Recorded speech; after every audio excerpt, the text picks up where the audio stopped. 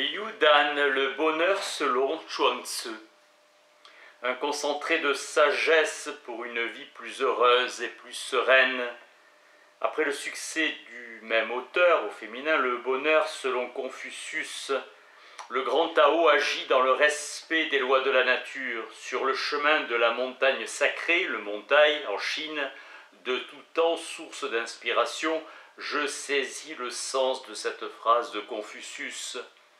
Les aspirations d'un lettré ne peuvent pas ne pas être élevées et résolues, tant est grande sa responsabilité et longue sa route. Une succession de petits pas menant peu à peu à une totale maîtrise de soi.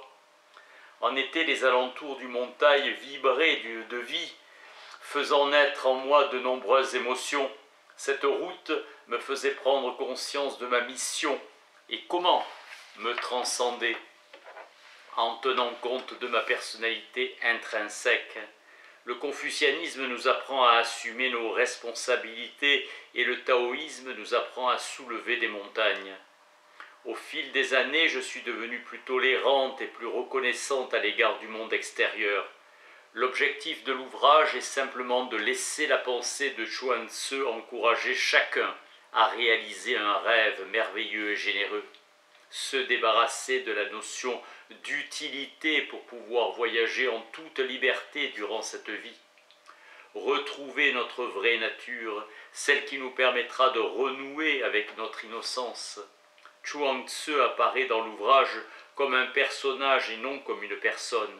Son premier enseignement est l'absence d'identité instituée. Le véritable domaine du taoïsme est la contrée de la liberté. L'action vraiment libre est toujours portée par une véritable ampleur de vue et d'intention. Il n'y a pas de liberté sans grandeur, car n'est libre que celui qui sait dépasser les points de vue étroits ou convenus et embrasser par le cœur l'ensemble de la situation pour y déceler des ressources que l'intelligence ordinaire ne saurait voir. L'adepte du Dao ne voit pas avec ses yeux, mais avec le souffle. Dao voit courant. Le Dao consiste à ne pas en rajouter. Né libre, il faut reconquérir cette liberté avec innocence. Chuang-Tzu envisage le non-agir, la non-saisie comme pratique véritable de l'homme. Les idées de Chuang-Tzu ou Zhuangzi n'ont rien perdu de leur fraîcheur. Son écriture passe constamment et en toute liberté de l'allégresse à l'irritation. Il était détaché des honneurs et des titres, dédaignait les richesses et les émoluments. Il se conforme aux choses extérieures pour que son corps puisse voyager et communique avec l'âme de l'univers. Son écriture est libre. En son cœur règne une paix totale. Son texte, dans son ensemble, contient une grande sagesse. Il a préféré vivre retiré de la vie publique, sans aucune reconnaissance sociale. Il se faisait le chantre d'une vie de liberté, affranchi de toute contrainte. L'historiographe Simakian a écrit que depuis que l'homme est l'homme est homme, il éprouve toutes les difficultés du monde à se détacher de son attirance pour la reconnaissance et l'argent. Chuang-Tzu et les membres de sa famille vivaient dans le plus grand dénuement, même avec des difficultés matérielles. Il se targuait de mener une vie de liberté affranchie de toute contrainte. Ses vêtements étaient usés jusqu'à la corde. Un roi lui demanda comment il avait pu tomber dans une telle détresse. Détresse, non, pauvreté. La détresse, c'est quand un lettré se voit dans l'impossibilité de mettre en pratique sa doctrine et son idéal. S'il possède un grand idéal, l'homme ne saurait craindre l'indigence du quotidien. Seul, il craindra l'abattement de l'esprit. Sa façon d'appréhender la situation dans laquelle il se trouve sera déterminée par l'importance qu'il voudra bien accorder aux richesses. Un roi se faisait soigner les hémorroïdes en se faisant lécher. Plus la pathologie est vile, plus la récompense est conséquente, gratification de 5 chars. Les richesses n'ébranlaient pas le cœur de Chuang-Tzu. Sa quête allait bien au-delà de ce que les richesses auraient pu lui offrir, et ce même s'il était très pauvre. La leçon à retenir est que celui qui possède 10 yuan n'est pas nécessairement moins heureux qu'un millionnaire. car tout l'argent que vous pourriez posséder ne servira jamais à comprendre le langage du cœur. Les personnes les plus heureuses sont celles qui ont atteint une aisance matérielle suffisante. Ils ne vivent pas dans l'indigence et ne sont pas prisonniers de l'argent au point de passer leur temps à s'inquiéter pour leur fortune. Condition pour accéder au bonheur. Le bonheur ne pourra élire domicile que dans le cœur. Les richesses n'ont jamais réussi à asservir Chuang-Tzu. Une fois que l'homme n'est plus, sa réputation demeure. Il est encore plus difficile de se détacher des honneurs que des richesses. Il aimait l'étude et la réflexion. Il parlait peu car il n'aimait tout simplement pas parler. Un poste de ministre était à ses yeux rien d'autre qu'un rat en décomposition. Libre de toute contrainte, il préférait pêcher à la ligne au bord de la rivière. Le cœur de l'homme est libre car il a toujours la possibilité de demeurer détaché de son environnement, sinon c'est sa vie tout entière qui l'entrave.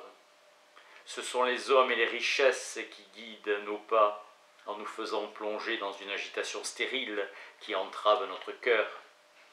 Mieux vivre dans la pauvreté et s'attacher aux choses de l'esprit et non aux honneurs. De la naissance à la mort, la vie n'est que perpétuelle transformation. L'optimisme et l'ouverture d'esprit jouent un grand rôle. En craignant moins la mort, nous sommes mieux armés pour la combattre. Il était habité par la joie de vivre, la volonté de mener une vie épanouie l'avait emporté sur la peur de la mort.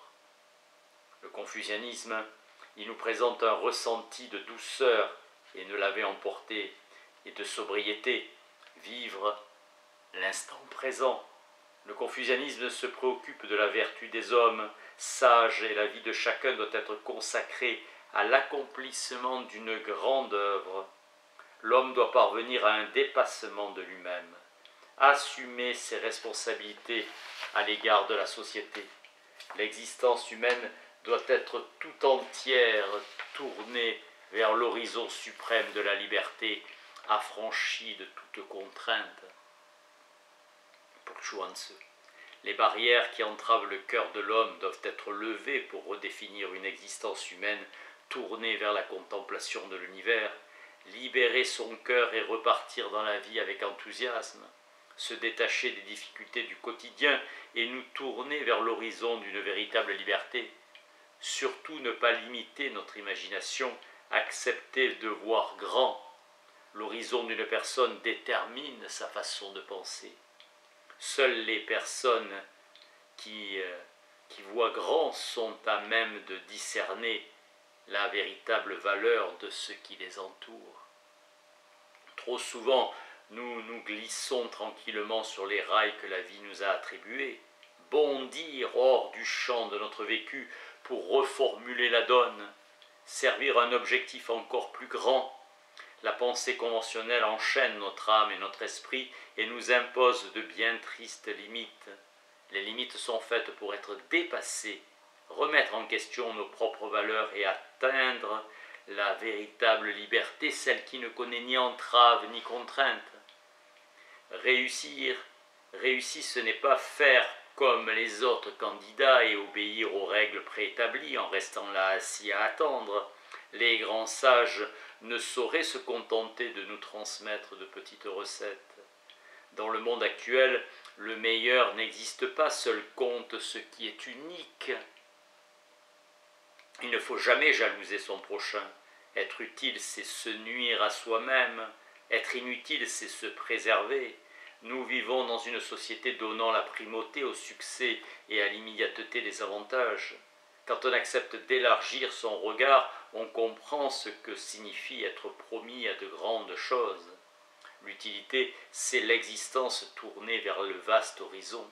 Ignorer gloire et richesse et prendre la vie sur le ton de la légèreté, seul importe ce que dicte ton cœur, être libre. Les héros du monde n'ont pas de maître, dit le poète Litté. Voir son cœur, les honneurs et les richesses sont insignifiants. Ce qui compte, c'est pouvoir mener une vie heureuse. La justice n'est que prétexte à tuerie. Notre vie passe avec une rapidité fulgurante. Il ne faut surtout jamais renoncer à la joie. Le bouddhisme est l'absence de tourment. La vie de l'homme a 3 horizons, la vérité, la beauté et la bonté, dit le peintre Feng Zikai. Jamais renoncer à rechercher la vérité, se transcender, la capacité à se transcender repose sur la connaissance du monde réel. Le monde entier se déchire pour les richesses. Le réel est le maître, les honneurs ne sont que leur hôte. Grand est le détachement, notre regard détermine notre vie. La solitude n'est pas synonyme d'affliction ou de désolation, il s'agit d'un temps de repos. Le mouvement est le meilleur des équilibres. La loi du Tao, c'est la nature. Tout est dans l'attitude. Chacun appréhende les choses de ce monde avec son regard, connaître les véritables aspirations de son cœur, suivre sa propre nature, discerner la véritable nature de notre cœur, le grand Tao, raisonnement, bienveillance, intégrité et courage. Chacun peut trouver sa voie, quelles que soient les difficultés. Chacun peut trouver les moyens de s'épanouir. Pour détenir une force intérieure, il faut admettre ses faiblesses et accepter courageusement de se corriger. Toujours conserver un cœur égal. La vie est un chemin sans retour.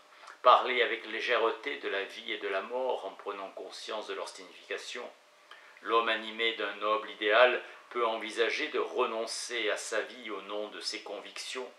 Valoriser l'existence, exploiter le temps qui nous est imparti pour construire, ne pas craindre la mort ni la chercher, rester fidèle à soi-même et ne pas se laisser emporter au gré des vagues et des courants, s'adapter au monde extérieur, rester fidèle à son cœur, nous adapter aux circonstances, voyager dans sa vie libéré de toute contrainte. C'est seulement en suivant sa vraie nature qu'on trouve le bonheur et la joie. Préserver son esprit. L'appât du gain éloigne l'homme de sa nature première, le rendant esclave des possessions matérielles. Le désir de l'homme est sans limite. Un cœur détaché est en paix, les dispositions naturelles de notre cœur ne doivent pas être contrecarrées. Proverbe chinois, l'homme ne vit pas 100 ans et se fait du souci pour 1000.